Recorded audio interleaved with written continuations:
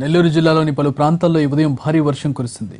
ఉదయగిరి, కావలిలో పలుచోట్ల గాలివాన బీభత్సం సృష్టించింది. ఈదురుగాలుల దాటికి పలు ప్రాంతాల్లో చెట్లు విరిగిపడ్డాయి. వర్షం దాటికి కొన్ని చోట్ల విద్యుత్ స్తంభాలు విరిగిపడ్డాయి. దాంతో విద్యుత్ సరఫరాకు అంతరాయం కలిగింది.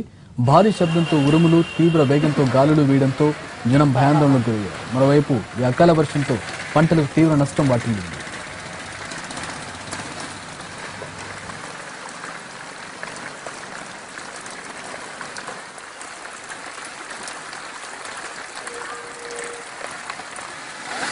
పక్కకి తొందరగా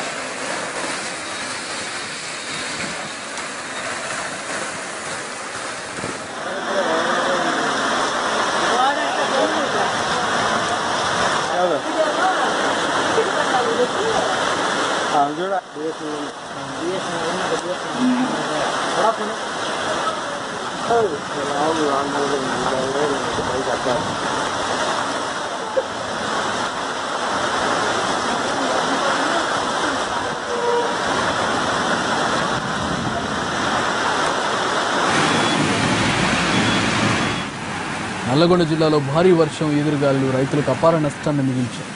మునుగోడు నియోజకవర్గంలో కురిసిన వర్షానికి వ్యవసాయ మార్కెట్కు తెచ్చిన ధాన్యం తడిసి ముద్దయింది.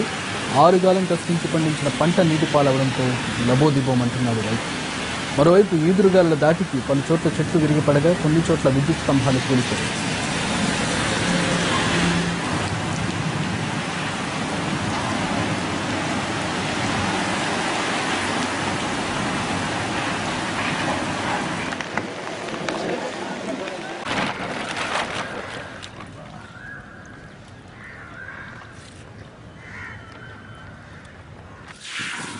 నీళ్ళు పైకి అయిపోయి నీళ్ళు కారాలి